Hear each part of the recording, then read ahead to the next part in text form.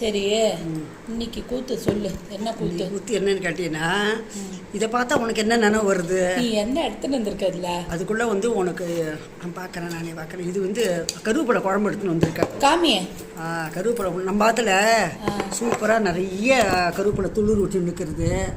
அதை காலம்பரம் அரைச்சி கருவேப்பிலை குழம்பு இன்னைக்கு. கருவேப்பிலை குழம்பு சூப்பராக பண்ணி எடுத்துன்னு வந்திருக்கேன். சரி, சாப்பிட்டு பாரு, டேஸ்ட்டை சொல்லு. சரி. இந்த பாத்திரம் உனக்கு என்ன சொல்கிறது? நானும் இருக்காது. இந்த பாத்திரம் நான் எல்கேஜியோ யூகேஜியோ படிக்கும்போது ஸ்கூலுக்கு டிஃபன் பாக்ஸை எடுத்துட்டு போன பாத்திரம்ப்பா இது. இன்னும் அம்மா பத்திரமா வச்சுருக்கா.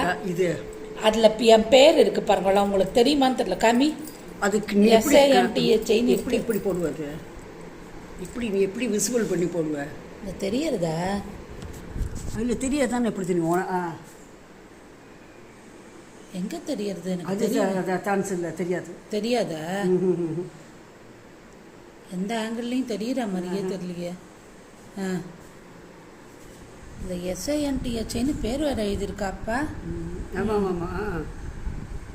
இதில் என் பேர் இருக்குப்பா. உங்களுக்கு எப்படி காமிக்கிறதுன்னு தெரியல. இதுக்கு 45 வயசு இருக்கும் தாராளமாக. தாராளமாக இருக்கும். ஆமாம். எஸ்ஸாவது தெரியறதா? எஸ்ஸாவது தெரியுது. அப்படி இப்படி வச்சுன்னு பாரு பார்த்து. இல்லை இதில் தெரியுதா பாரு? இதில் மூடியில் அழகாக தெரியுது. மூடியில் இருக்கா? தனியாக இருக்கு பாரு. மூடியில் இருப்பார், மேலே சைடில் எழுதியிருக்கா பாரு அழகா. மூடியில் வேற எழுதியிருக்காப்பா. அப்பா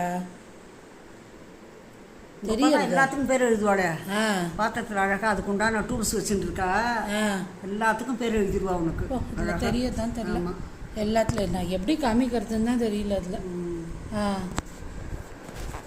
ஆனால் இருக்கிற பேர் இருக்க. பேர் இருக்கு. ரெண்டுத்துலேயும் பேர் போட்டிருக்கேன். அப்போ ரெண்டுத்துலையும் அழகாக பேர் போட்டிருக்கேன். தான்ப்பா பழைய ஞாபகம்.